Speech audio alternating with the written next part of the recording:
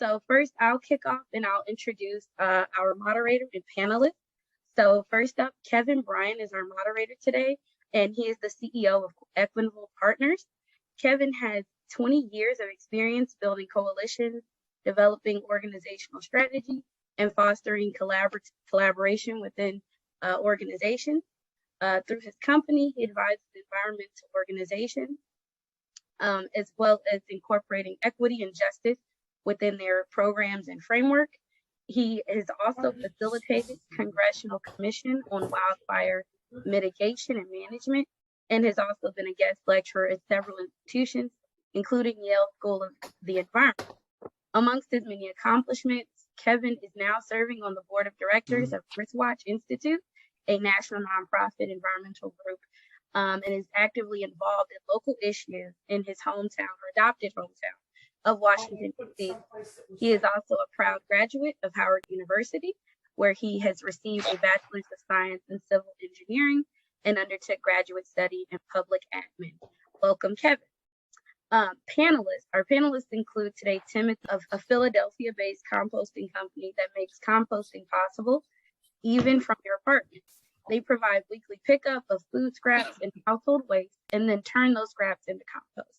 They freshly make compost that's available for delivery within the region. Having started and operated this company back since 2009 with only $100 in his bank account, Tim now leads a large team of employees in collection and delivery with driving compost and composting operations and customer service. So welcome, Tim. Next is Nicole Teschel, the CEO of So Sweet Greetings, greeting cards that are both plantable, honey, and sourced entirely from local suppliers. So she started back in March 2020. She relies entirely on Canadian suppliers and certified eco-friendly product materials. The cards are made from 100% post-consumer waste and paper that is sourced from Winnipeg, Winnipeg, Manitoba, and embedded with non-GMO and non-invasive wildflower seeds that are ready for planting. So Sweet, they pride themselves not only on environmental awareness and commitment to supporting local Canadian suppliers, but they are also able to get people smiling and are an authentic hand-drawn designs that are also printed in Toronto, feature over 100 different puns, images, and for different occasions, such as graduation, wedding, new baby, sympathy, and more. So thank you and welcome, Nicole. And last but certainly not the least, we have Janine Adenwala, the CEO of Stevel Innovation, an energy waste reduction company. He brings over 20 years of engineering and senior leadership experience to the area of energy information management. He established Stevel Innovation in 2009 to focus on reducing energy waste and carbon footprints of commercial, institutional, government, and industrial consumers. His record of helping customers to utilize energy more efficiently and reduce expenses significantly. And prior to Stevel Innovations, Mr. Adenwala achieved an illustrious career, beginning as a research associate with NASA and going on to hold several management and senior positions with Fortune 500 companies. Mr. Adenwala holds a Master of Electrical and Computer Engineering from the University of Alabama and from the University of Pune. Welcome to all of our panelists and moderators. And at this time, I'd like to hand things over to you,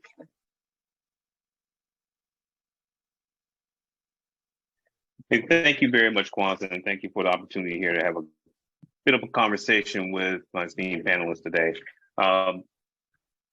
It's important for us to be able to have these kinds of conversations amongst folks who are entrepreneurs, who are trying to build these opportunities from the ground up, to be able to identify common cause, and identify these networks. And so I'm really happy to be a part of the conversation. I know we all do different kinds of work.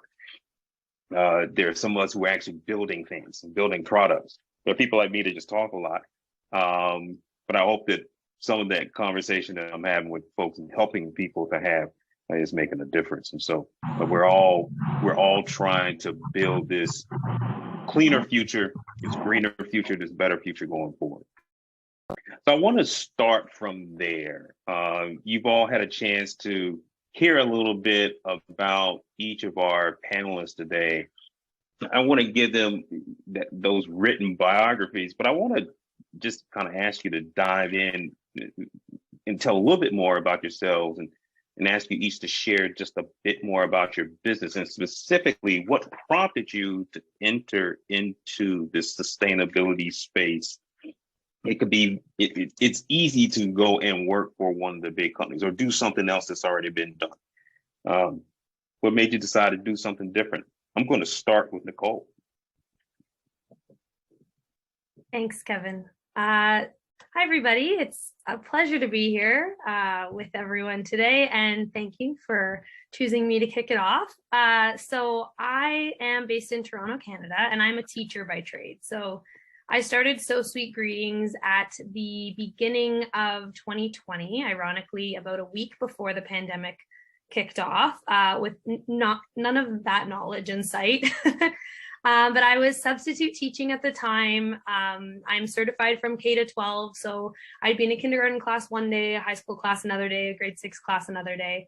So never a dull moment. And I've grown up loving to draw. So my academic background is in science. I studied human biology and physiology at the University of Toronto. And I went on to become a science teacher, but I've always had this passion for mostly cartoony doodles, visual arts. So I actually got gifted like this really nice tablet by my parents for Christmas that year. And I was like, okay, I've got to put this to use. Like, I don't want this to just be a fun hobby.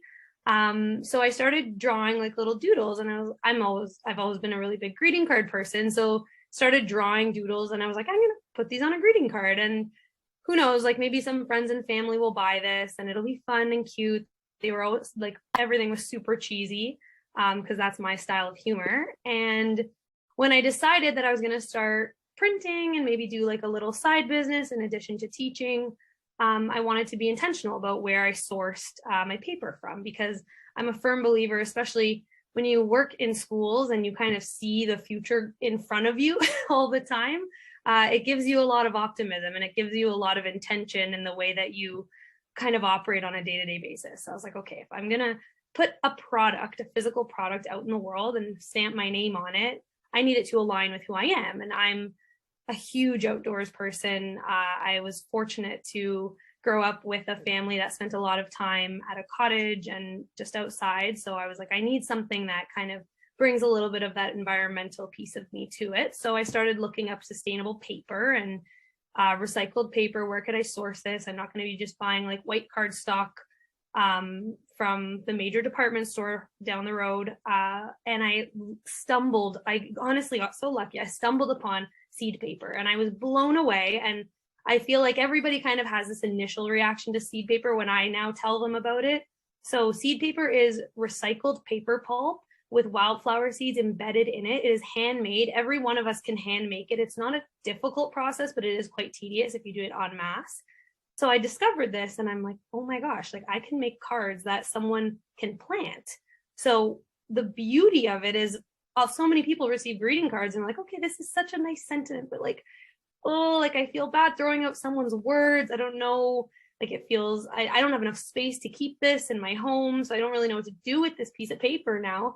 So we've kind of found a solution for that. So we coined ourselves the original plantable pun. And I got to take my sense of humor and infuse that into my love for the environment, into this product that I'm really excited to speak to you guys about today. So that was at the very beginning. I was on my own, very much a little side hustle for the majority of 2020. And then my now business partner was a family friend who had reached out looking to buy his sister some locally made greeting cards for the holidays at the end of December 2020. And he just kind of expressed a ton of interest in it and was like, would you be interested in partnering, or are you interested in kind of working with someone on this? And at the time I was like, I had no momentum. It's real. I have so much respect for every single person who's a solo entrepreneur doing what they do every day, because it is difficult to stay motivated. So when I had the opportunity to partner with someone who was passionate about what I was doing and had a skill set to offer that I didn't, so my business partner actually comes from a background in venture capital. I kind of jumped at the opportunity, and we've been working together ever since. We incorporated in February of 2021.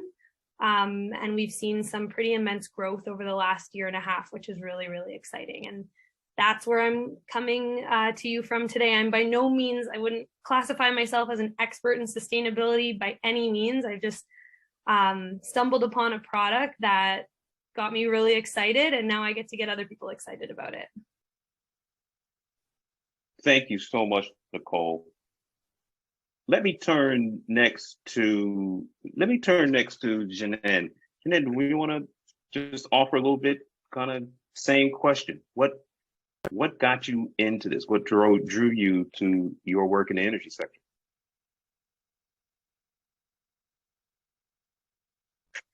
Hey, we can't hear you. I think you're muted. Are you? Yes. All right. Are you able to hear me now? Okay, great. Yep. Yeah, well, thank you for the opportunity. I was working with the corporate sector for most of my career, most of my life, working on Fortune 500 companies. I was, as a part of my role, which was a global role, I was traveling extensively, around the world. And every time I was traveling, I enjoyed watching glaciers because my flight path used to touch Greenland and go south to Europe. And, near the tail end of 2008, 2009, I could not see the glaciers anymore. That led me to just explore and do the research on what happened. Why can't I see them anymore? And, the more I researched, the more I realized that, if anything, the climate change was grossly underreported. And it was a big issue, but at that time it was just did not have, adequate exposure. So I don't know, something just, flipped within me. And if I was not chasing money, what would I want to do? And the answer came back that, I would want to do something which is more environmental, something to reduce the carbon footprint. And that's how I started my business, which is called CWEL Innovations. And CWEL stands for customer value. And, and our target market has been all corporate sector and, large businesses. And we have been, what we did is bring the engineering skills along with the financial skills and make sure that going green is profitable for the customer, because it reduces their energy waste and overall energy cost. It also improves the indoor air quality and make the life a lot more comfortable. So on average, our company has been able to reduce 40 to 60%, in their energy bills, and almost 90% on repair and maintenance cost. So that's the brief history of CWEL Innovations. Thank you. Great, thank you, appreciate it. Let me go to Tim next. Thanks, Kevin. And nice to hear all these wonderful stories from the two speakers who went before me. My name is Tim Bennett, and I own a composting business that I started in 2009. And I got into it mostly because, like many other entrepreneurs before me, I wanted to compost, and composting, for those of you who might not be aware, it's kind of like recycling, but instead of with your cans and bottles becoming new cans and bottles, you take old food and it becomes soil that can grow more food, that can then become soil that can grow more food. And so it's a circular thing. So I was familiar with composting and knew a little bit about it, and I wanted to do it, but I lived in a second floor apartment in Philadelphia with no backyard space and no way that I could see to compost myself. And so I started looking around and thinking, I had a need, and I was looking for a solution, and I looked around and I didn't see anything out there that kind of worked. And so I thought maybe there are other people like me who have this need and would want to do something. And so I thought about it and talked to some people, and I put $100 in the bank account thinking probably this won't really go anywhere, but I've spent $100 on less meaningful stuff in my life, and I probably will spend a lot of time on this and it won't go anywhere, but I'll learn a lot, and it will help me maybe the next time I have an idea that's a better idea, or an idea that will go somewhere. And then I kind of got to work with that. And, we've been doing it now for, it'll be 14 years next year. And I went from kind of doing it all myself in the beginning, which, as Nicole mentioned earlier, is quite the grind. And now we have we've got a team of 20, and we're doing lots of pickup from homes and businesses and commercial customers, and doing some work with local government. But really, I got started in sustainability because I was trying to be more sustainable in my life, and I didn't see a solution out there that fit my needs. And so I think, like any good business, if there's something you want and it's not out there, then maybe there's the seed of a business idea there. Great.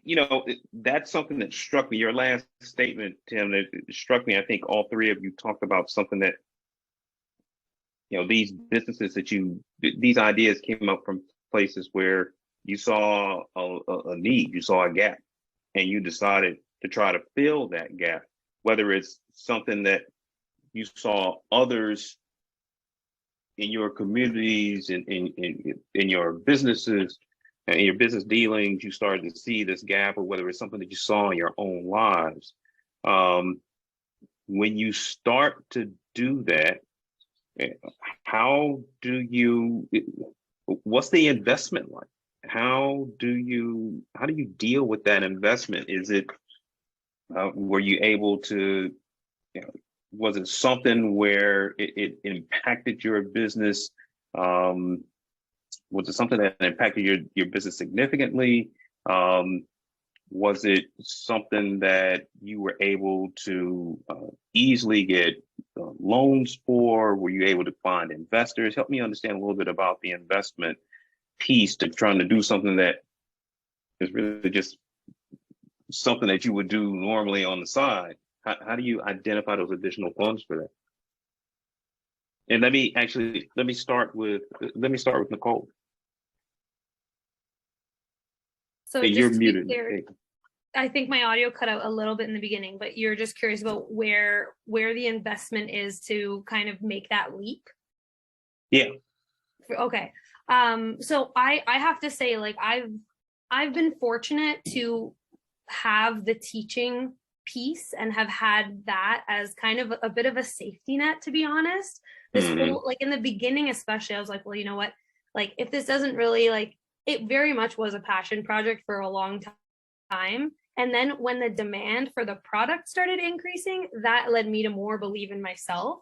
So it was almost less of me like jumping into it, being like, I'm going to try this out, and more, I was fortunate to have people coming to me wanting to buy more. So I was like, okay, I need to spend more time doing this. So I know that's not always the case. And I also know every single person's situation is entirely different. Just to like provide some context, like I don't have kids. I don't have any other kind of people relying on me. So again, like, that respect for people who really do put the investment in and do that with these risk factors, I have so much respect for. I recently have really decided to give SoSweet my absolute full attention. I was doing some like educational contracting work for a little while, and I've now put everything aside because, like I said, I've been fortunate to have it be so busy that I can't afford to look elsewhere anymore. We were invited this year to be a part of a really huge Canadian holiday market that takes place, if anyone on the call has ever heard of the Distillery Winter Village. It actually made like global news for being one of the most renowned Christmas markets, which is pretty cool. So we have a spot selling there for the full month and a half. And it does feel a little bit like a launching pad. Like, I've had little mini launching pads where we've been able to have a bit of a feature in a newspaper or on air or in live news. But this feels like something a bit bigger that now we can hopefully branch into like other countries, because throughout Canada, we're fairly known, but not anywhere else yet. So I'm hoping that this platform allows us to make even bigger investments than I've made so far. Hey, thanks so much. I'm wondering, Tim, if you would be willing to kind of respond to that question a bit. Yeah, absolutely. So for the first year, I basically did it at night while I was still working kind of a regular job to kind of support myself. And then I built some momentum by kind of doing a lot of stuff on the weekends and in the evenings. And I took about a year, it was 11 months in, I had finally kind of like cobbled together enough customers that I was able to make just enough money to pay my bills. And I was able to, and I didn't, at the time, I didn't have any kids or anyone else who was dependent on me. And so I kind of took the jump and went kind of full tilt from there, and I kind of just slowly continued to kind of grind it out. And after 6 months after that, I was able to kind of hire a part-time person, and then another part-time person 6 months after that, and eventually was able to hire a full-time person maybe after 2 or 3 years in. But I was as late as maybe 4 or 5 years in, I wasn't even sure whether I was still going to be able to do this because of the kind of the amount of work that I was putting in, and the kind of the way the growth, it was growing, and it was growing steadily, but it wasn't growing spectacularly, and I didn't have a big bank loan that I could fall back on, or investors in that way. But I just kind of kept at it and kept going it. And eventually, I took on a partner, but kind of less for the funding the business, and more for just having another a person who had some complementary skill sets involved. But I was I think lucky that I had good timing. I was early enough that there weren't other people doing what I was already doing where I was, and I was kind of, there were enough people that there was kind of a demand for it. And I kind of joked that if I had been 3 or 4 years earlier, I probably would have spun my wheels for too long and not gotten off the ground. And had I been 3 or 4 years later, there probably would have been someone else where I was who was already doing a similar thing. But it was a lot of bootstrapping and a lot of creativity and a lot of just figuring out, which I was challenging at times, but I kind of led to where we are today. So I'm grateful for it. Great. Thanks, Tim. Janine, I'm curious your own story. I'm also curious because there's a couple of questions in the chat about growth, and I want to kind of shift to that a little bit. Janine, do you want to offer some thoughts about what caused you to get into this, and how have you been able to, how do you look at this issue of growth? Is it, have you seen a lot of growth? Is that a goal for you? I know for some people, massive growth isn't necessarily the goal.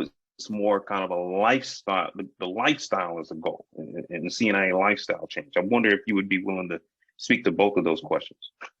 Yeah, sure. For me, this is a passion company, right? Like many small businesses.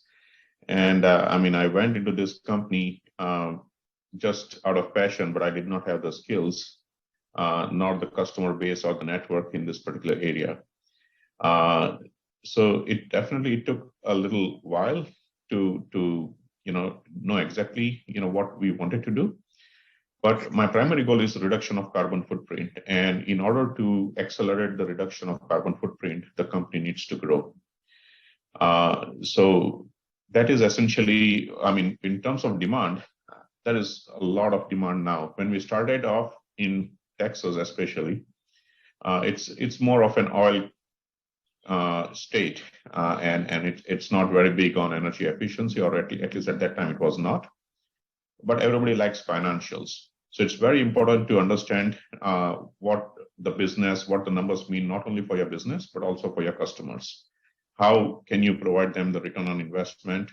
How can you make the customers profitable, and where would they buy from you? And by addressing those questions, we were able to show value to our customers, especially for a strategic sell, because what we do is more strategic. It's not tactical. It's not like a system is broken and you got to replace it. It is more like let's step back and think about the big picture and see how is it going to benefit you. And now with the current climate change and so much more awareness about the climate change, people are a lot more willing to invest in this area. So there is growth. The biggest challenge we are facing is the shortage of talent, and the labor shortage is one of the challenges that we are trying to address. I hope that addressed your And question. you did, and I'm actually curious because all three of you have talked a little bit about growth, and Cole, you talked about labor issues. I'm wondering how are you dealing with the? I guess in some places it is a labor shortage. In some places it's just in some places it's about the talent that you can identify. Help me understand how are the three of you in different aspects kind of how are you dealing with that as a concern? Some of our folks on this that are part of this meeting are doing that. I'm curious as to whether or not you're dealing with it, and if so, how are you doing so?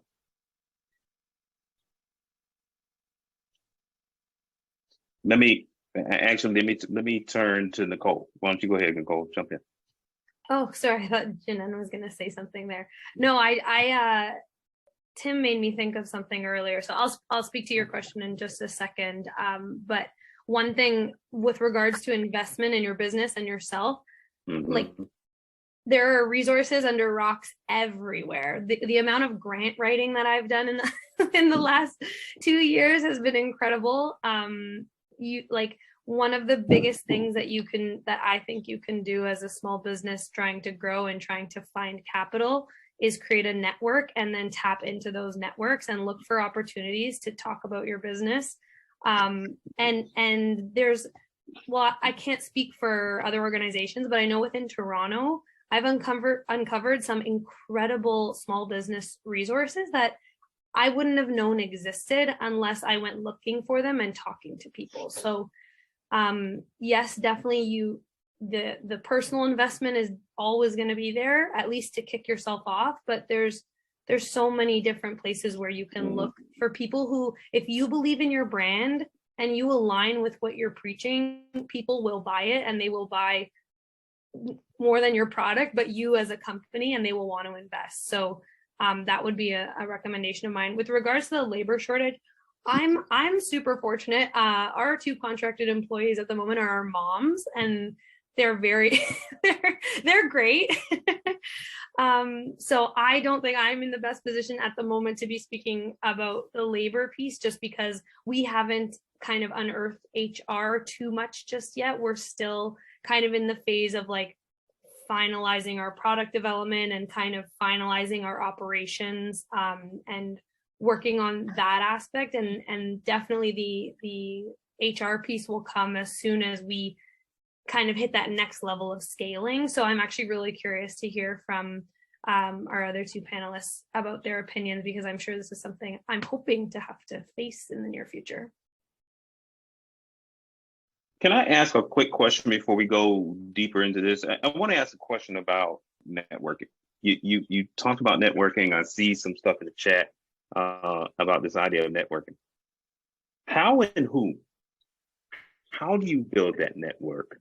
And who are the most important folks to have in that network? What kinds of people do you need to have in it? Because I know a rack of people. Is that a network?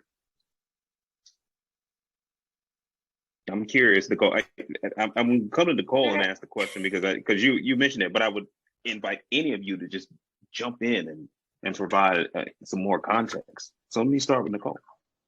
Yeah, that is a great question. Here is a great place to start. So I would encourage everybody on this call to kind of sift through and introduce yourself in the chat, figure out what people are here for, and connect, share emails, share socials. The reason I'm on this call in the first place is because,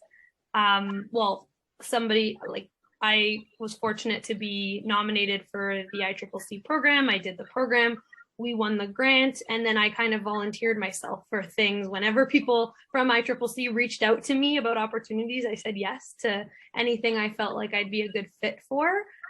So I'm here strictly because of a lucky chance where someone found my network on social media, and now I get to create multiple new ones here. And that would be, I think, a great starting point, is other small businesses who have a like mind in terms of, we're all here because we want to talk about sustainability, which means that probably everybody on this call has some element of sustainability. And maybe somebody on this call is selling seed paper envelopes at an amazing rate. Like, message me. So you never know where you tap in, but showing up to events like this, I think, is really important, where it's intentional. Thank you so much. Anybody else touch that or something else? I can go. Hi, this is my name is Hilda Mera. I am the co-founder of SNA Auto Center, located in Newark and Kearney. I have 2 locations. We're actually provide an auto repair services on. Can you hear me? I'm sorry. Yeah. Oh, okay. Yeah, go ahead. And then I want to come back to the panelists, but go ahead, please. Okay. So basically, what I would say is I agree with Nicole. I've been in business. It's going to be 10 years next year in April. And I will say that networking is the best way we can actually grow. You never know who's looking. You never know who was there to help you. And I just want to share something that it just happened like this week, basically. I've been reaching out to banks to get a loan because I just got another location in Kearney. And, I didn't have a sufficient cash to grow the other business. So I was looking for a loan, and I got a loan. It was for $20,000, but it was close to 12%. So I said, no, I don't want that. I don't want that. This is not what I'm looking for. So I didn't give up. I reached out to other organization, and I got more than what I needed and much, much less interest. So what I mean with this is that we have to network. We have to connect with organizations. We have to connect with other people like us, other entrepreneurs that we have the same issues, the same goals. And, if we help each other, we can actually grow, even faster than we're growing right now. So I think, this is a very good platform, and we have to, I guess, believe that we have to, continue doing something like that so we can grow even faster than we do. Thank you. Thank you. So let me come back to our panelists. This question around networking, you want to jump in, share any thoughts? Yeah, sure. I can talk to that because, for me, for my business, it is more about education, educating the people that you can reduce the carbon footprint, and you don't have to compromise on your lifestyle to do that, because you are wasting not only energy, but you are wasting money. I mean, it's the money that you can save for better purposes. So, whoever I talk to, when we interact with people, and if we come across, any discussions around, energy and energy efficiency, I just try to educate them. And through the process of education, once they understand your business and what you do, they will promote you or at least put you in touch with somebody else. And it doesn't matter who that particular person is. If nothing else, it's going to help them, reduce their energy consumption within their house, make their home a little more comfortable. And what has often happen is those are the people who keep on promoting the names, not only once, but several times to many different organizations, because they have benefited from that. They're talking about that experience. Another aspect of network is also, the mentorship programs. There are so many mentorship programs out there, both from private sector and public sector. I was blessed, and I was mentored by Toyota. And right now we are a mentee for Chase Bank. They're also mentoring us. So through that mentorship program, they're able to open doors that others cannot, just because of the platform that they're on. And then there are minority business associations, organizations that will also open so many different doors, both from network perspective and otherwise. So those are the areas that just, have, helped us. And, I would strongly encourage everyone to just, have an open mind and just talk to different people, irrespective of what their background is. Yeah, I guess to add is, I would just say that I'm a big believer in kind of not always asking people and looking at people as what can they do for me, but thinking about what can I do? How can I help this person? Or do I know somebody, or do I have some information that I can give them, or something like that? And I've found that over the years, some of the people who have ended up helping me or having an opportunity for me they didn't have the opportunity to them when I met them at an event, or I met them talking to them, but I had some way that I could help them at that time. And then because I had done that and I built a relationship, there was a relationship that was built. And so when those opportunities came across to them, they were able to say, oh, I know I have someone, I know someone who I can connect this to. And so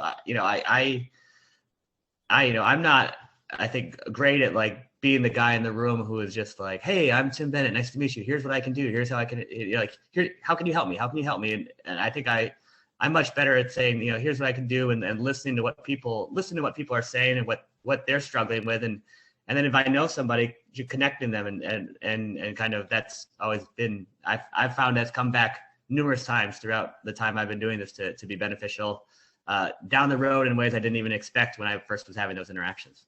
Mm-hmm. I see in the chat there's some questions about a directory or contact list for ICIC, and I think that would be extremely helpful.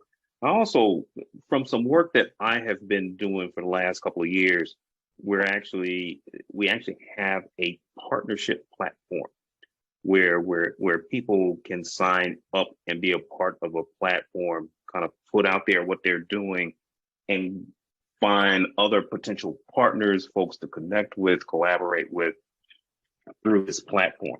And it may be useful to think about something like that for this group.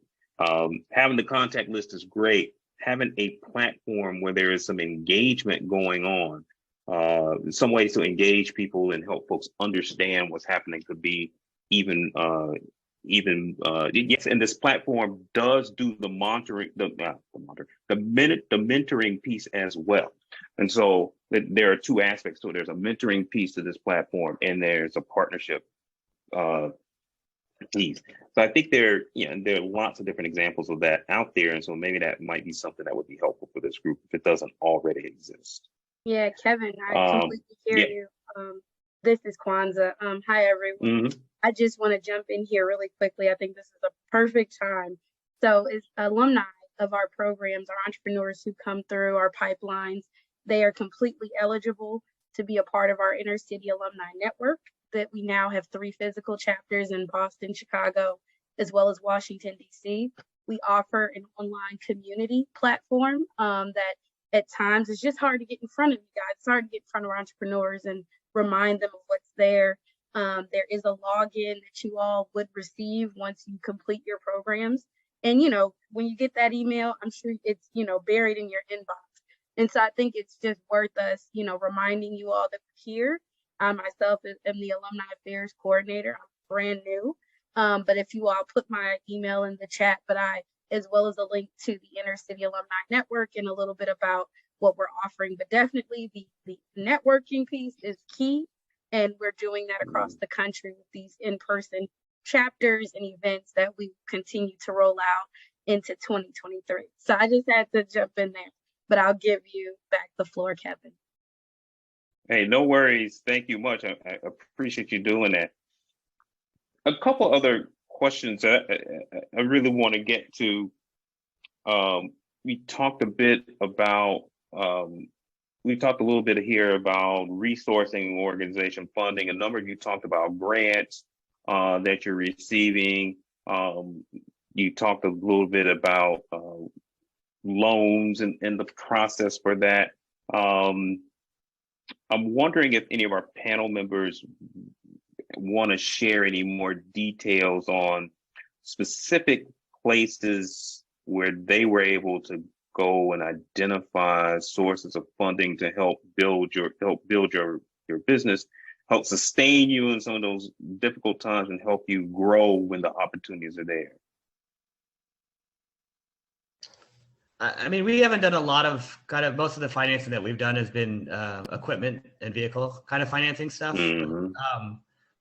What I found is, again, a lot of it goes back to relationships. We've had better luck with working with kind of smaller banks that are kind of local in our area, or if it's a little bit of a bigger bank, just working with the branch, like getting to know the people in the branch, getting to know the branch manager, being I know it's a lot more convenient to do deposits virtually and to do things these days, but still just sometimes going in there and putting a face to that name, a face to that deposit, and talking to people, and then and doing that before we've needed the financing per se, so that when we need the financing for things, we're able to say, hey, this is, they know who we are already, where it's not kind of a cold introduction. And so, again, we haven't raised venture capital, and we haven't really done a lot of raising funds for operating expenses. It's been mostly vehicle and equipment financing, which is oftentimes easier for banks to do because there's an asset that you're secured, the debt secured against. But it's been easier when we've had relationships, when I can email somebody or call somebody and say, hey, it's Tim, I'd love to set up some time to talk. We're trying to do this, and I found this work well for us. Thank you. Does anybody else on the panel want to talk about this? I was just going to quickly mention, in terms of resources, it doesn't always have to be money. So we came across this really fantastic resource in Toronto called Digital Main Street. And we were put in touch with a web developer who helped us build out an entirely new wholesale portal. He was a Shopify expert, and it was entirely free. All of the hours were covered. They're a nonprofit organization, and we happen to qualify based on like our business size and the amount of employees and the style and all of that.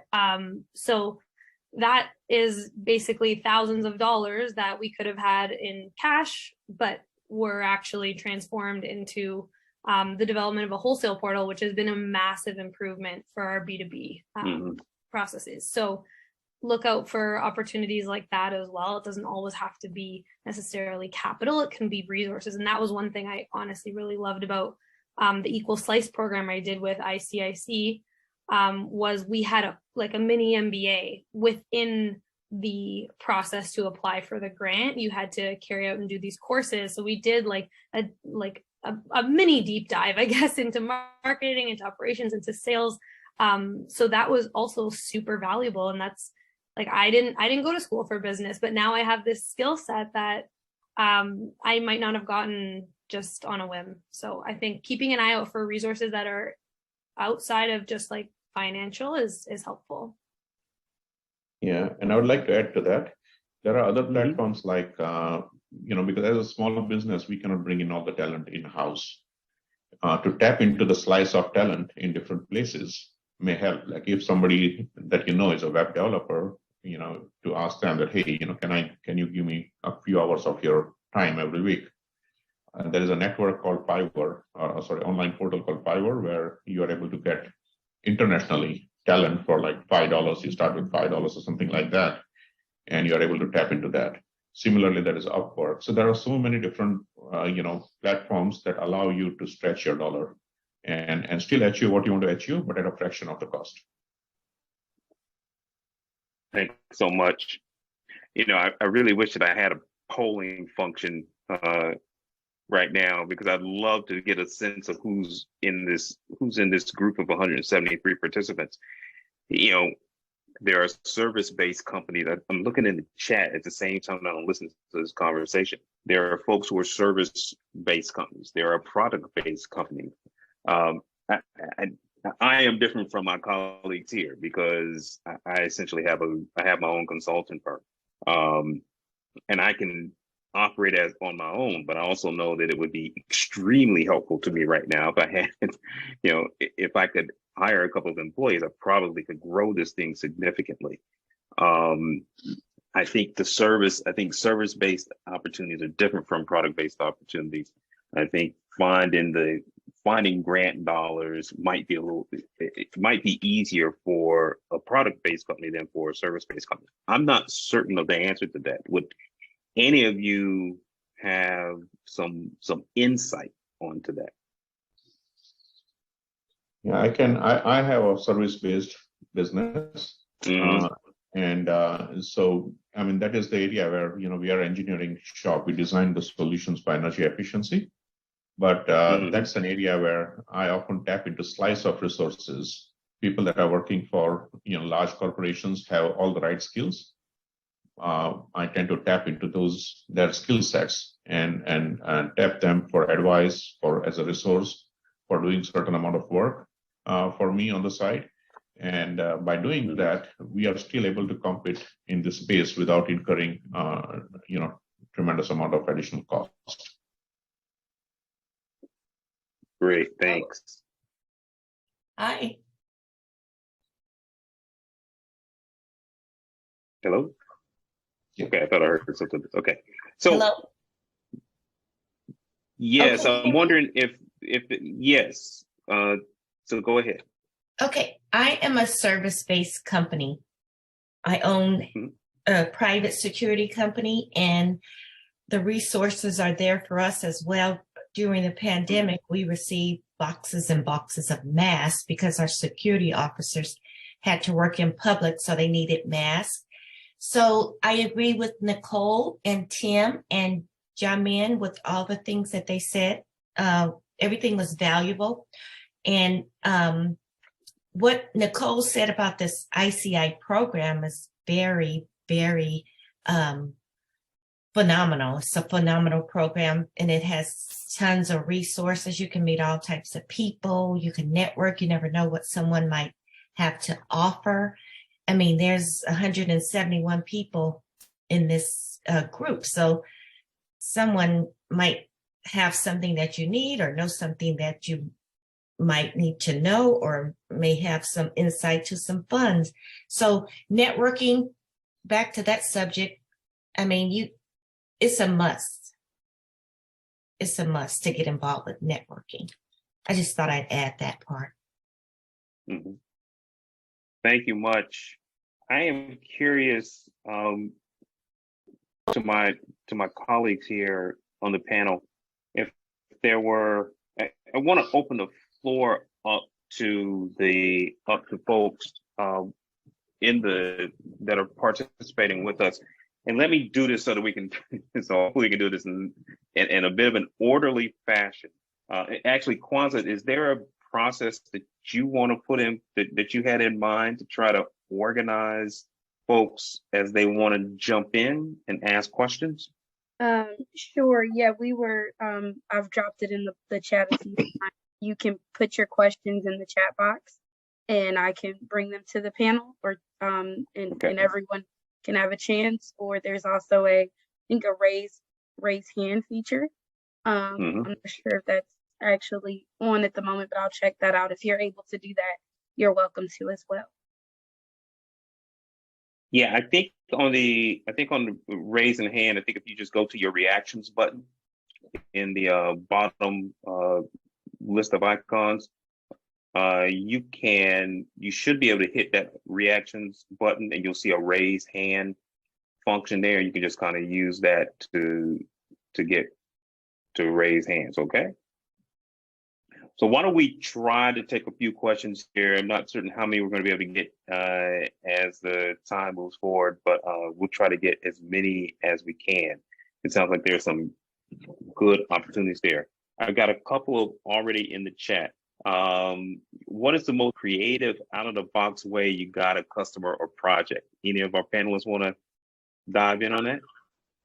I don't know if it was very creative or very creative or out of the box, but it was certainly rather silly. Very early on, I kind of identified that some of the people who might be interested in our service might be the kind of people who would shop at farmers markets, right? Like we thought about where people might be, but this is early on. I didn't have a marketing budget and the contacts to get space at the farmers market. So I used to actually wear a sign, and I would go to the farmers market with a sign that I was wearing myself, but that said interested in composting on it.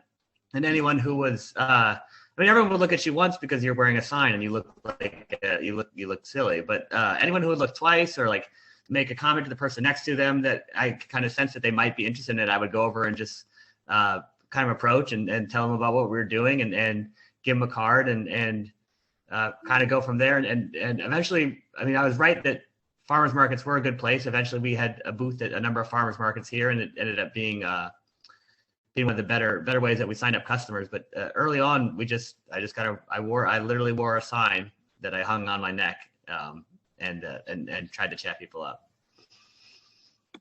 Wow. I love Very cool. dogs. Panel, anybody else want to chime in? I can share a story. So Yeah. I'm a big dog person, particularly golden retrievers are my favorite breed. I also have red hair, so kind of aligns. So there's a Canadian nonprofit called Golden Rescue. So my family used to have a golden retriever. I've looked up Golden Rescue like at least 5 times a year, trying to convince myself to adopt one, but like I live in a small Toronto apartment. It's not happening anytime soon for me. But I love this organization. They rescue Goldens in particular, and they find them happy homes and all this great stuff. I discovered that they had a retail store, and I had recently done a card for a friend of mine, and I had drawn her golden retriever in the card. We have it on our website now. It says "Stay Golden." And I discovered that Golden Rescue had a retail, so I reached out via email. And my email said, I sent them, like, I had drawn up a couple more golden retriever designs to kind of give them a bit of variety. So I had like a birthday card and like another kind of, just because there was one that said thanks very much with like a little fluffy golden. And in my email, I wrote like just introducing myself, who I was, what the business was, and was like, I think we could be a really great fit. And by the way, like, I, like a golden retriever, have red hair and like to eat and socialize.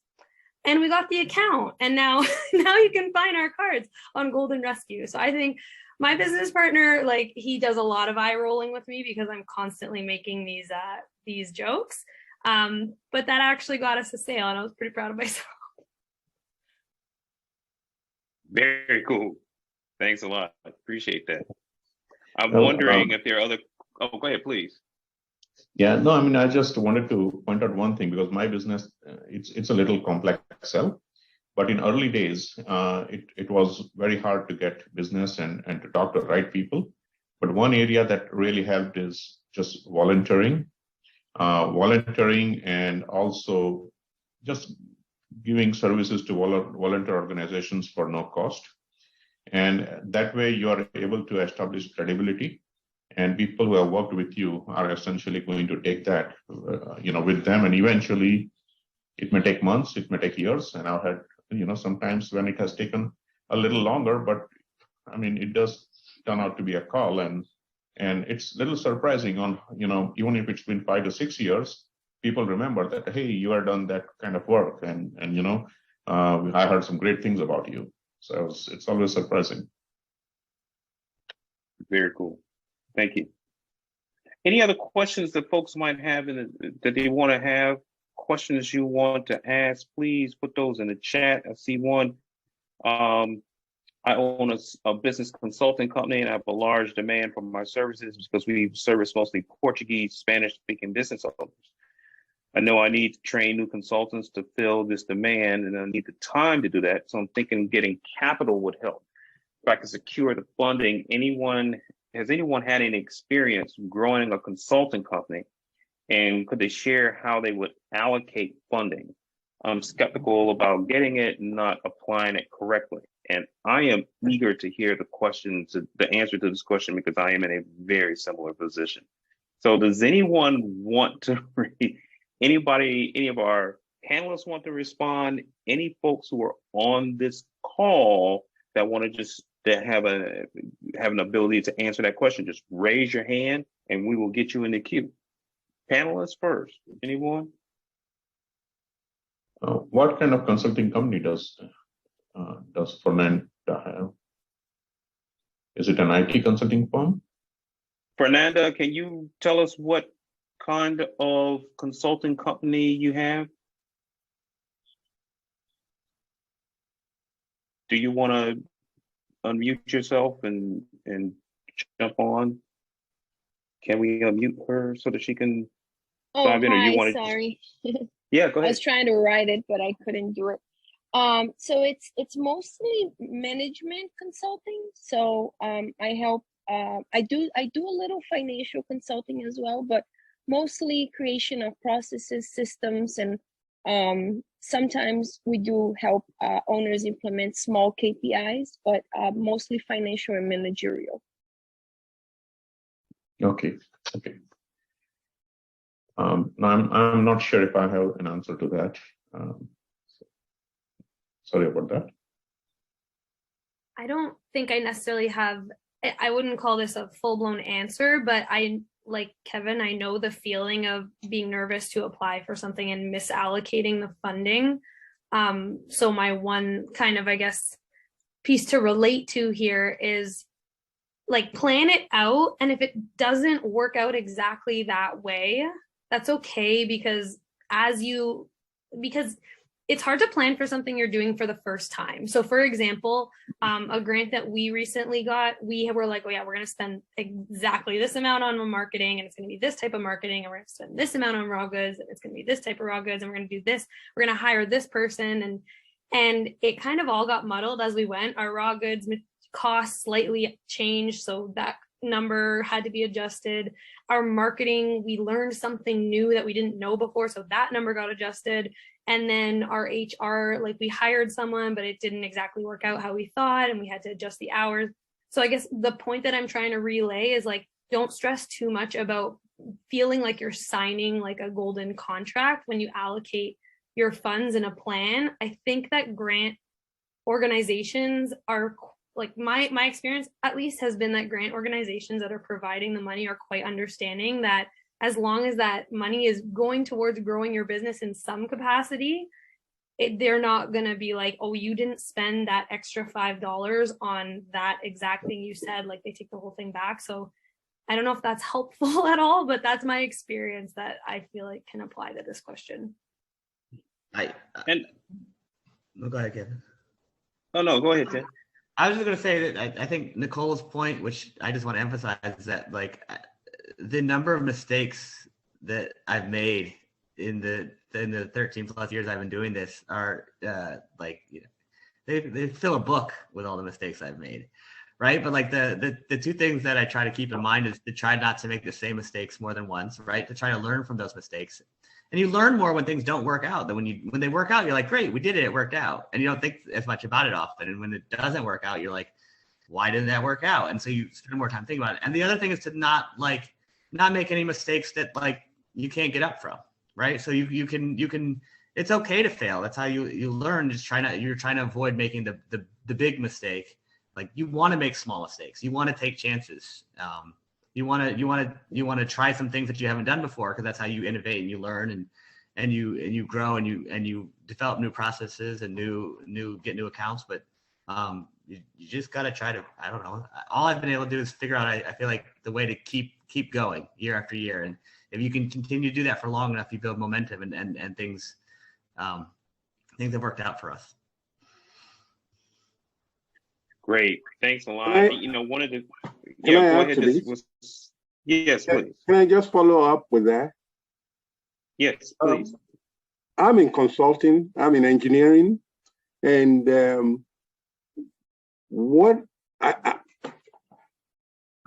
have a different problem. But when it comes to financing, we don't even get money from anybody. Nobody sponsors us. We don't get financing because engineering it's almost like a cash flow. Once you get a contract, you have billings, you bill, you get paid, maybe 30 days, 60 days. So you don't have any need to get money. My problem or questions to anyone here is, our job as a small business, we piggyback on prime contractors. And those people are not very friendly people until you can get one. Once you get one, you're done. I've been in Seattle for 8 years, and I've been to every pre-bid, I've been to every minority inclusion program, name it, by Jacob, by Akon, name it, in attempt to just get a footing. Our success depends on prime contractors. So I'm not sure if anybody have an idea how to chase, woo, convince these people to just have I don't know. You know my drift. Let me just shut up. I don't know I don't know if anything I'm about to say will actually address your issue. But there is one thing that that was on our list of questions that we totally just kind of thrown out the window and just started following where the conversation was going. But one of the questions there was about how do you engage and work with other small businesses? I think when you talk about prime contractors, oftentimes, and I can say this as somebody who does consulting services around conflict management, collaborative problem solving, facilitation, mediation in the environmental justice equity space. I'm oftentimes working with, when I'm working with big environmental organizations, I'm often working as a solo consultant. So I'm actually building on relationships that I had when I started out working for those big environmental nonprofit organizations 20 years ago, and kind of building off the relationships I had over time. And I'm wondering if we ought to be thinking a little bit differently about our networks, and that we're networking with, and that we're actually building work with one another. And how can we, A, trade with one another, supporting each other's needs, and B, kind of partnering with one another to actually be figuring out new configurations of how we are the primes. And so we are not the folks, two subcontractors down, somebody's got to get paid so that they can pay somebody. So eventually I can get paid, because I don't do that 60 days stuff. That's too far out in the future for me. I want to make certain that the services, and that leaves too much room for mischief in my world. I want to see how we can create those relationships so that people are willing to pay me pretty quickly. And there's not as much space between me and the person who's actually getting the payment from the client, because that relationship with the client is critical. And if I'm too far removed from that relationship with the client, now it's hard for me to build repeat work. And so I think that's really, really, that's important, really important. Did someone want to jump in? Yeah, I think I can relate to what he was, talking about, because initially when I started the business almost, 13 years back, I started off by approaching contractors, and after approaching them for many times, of course, my business is a little different. It's still engineering, but it's more on energy efficiency. It's not a traditional MEP. It was pretty hard to get any penetration. So at that particular point, I decided to go directly to the source and become like a prime myself. And ever since, to Kevin's point, things started being different. Customers and even the prime contractors started looking at us rather differently. And rather than me chasing them, now we talk about partnering with each other. So the entire dynamic started changing at that particular point. And even from a financial perspective, we are able to set our own terms that, okay, I'm signing the contract X, after that X, and everything is a little different now because we are not at the mercy of any other prime contractor trying to give us work or do us favors to get us work. Mm-hmm. And so I would strongly encourage, you to just step out of the box and see if you are able to go direct with some of the smaller businesses, some smaller corporations or mid-sized market that might help. Yeah. Can I'm sorry, I'm just going to jump in real quick to answer that question. I'm also in that position. I'm Bose Hauser. I am the founder of Rocks and Cornerstones. We are a design build business here in Philadelphia. Mm-hmm. We do residential and we do some commercial work. So him talking about the engineering aspect of things is kind of similar to us in construction as well, where we need to wait about 30 to 60 days to get paid. And the strain on that is also, I'm in a very difficult position right now where, we just finished a job for a client. Now this is in the residential sector, and they just decided that they're not going to pay us. And now we are God knows when we're going to get paid. And I'm having issues trying to just understand how I can actually grow this business when I'm facing, clients that don't pay for 30 to 60 days or clients that just don't pay, period. And so I am now starting to connect with the minority. There are some groups out there, like here in Philadelphia, we have organizations like the Enterprise Center. They work with minority businesses and they help us with the back office. So like when it comes to the bidding or estimating or accounting, there are organizations like that that will help you out. There is one here called PIDC. I can't say what they are called, but I know that these companies are literally out to help minority businesses, women-owned, Asian-owned, Black-owned, minority businesses, and they will help you with getting your certification for the minority certifications. They also have funding, and they do help you with back office stuff. So if you want to look into that in whatever city that you're in, I'm talking to Mr. Olasebikan. If you want to look into that in your city, something the organizations that help minorities, I think that might be helpful for you because that's the same thing I'm trying to do right now. Hope that helps. Well, thank you. Appreciate that. Thank you for your comment. I have all the coronation. I call it coronation here in Washington State. I have the DBE, I have the OMWBE, I have the...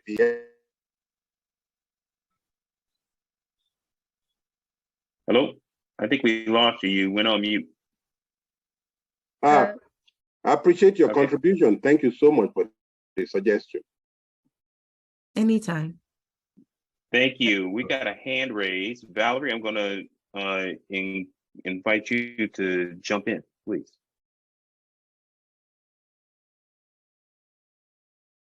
Can we unmute her?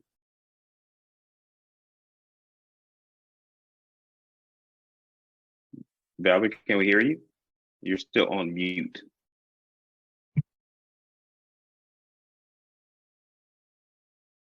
If we aren't able to unmute people. Okay, so well, let me do this. Let me go to Andre Allen, who is unmuted, it looks like. Andre, would you like to jump in? Sure. Just for the gentleman with the issue getting with primes, and not my world today, but I spent a long time in U.S. federal, worked for a company under private equity, Veritas Capital, and then I was with General Dynamics Information Technology for a long time. And what we found, and I don't know if this will work for him, but what we found when there would be a lot of subs that would come to us, and they come to us just looking to want to be subs because they thought their sort of minority designation would get them in, when really we had a platform and we were looking for those subs that aligned the best with our platform. So at the time we were doing contact centers.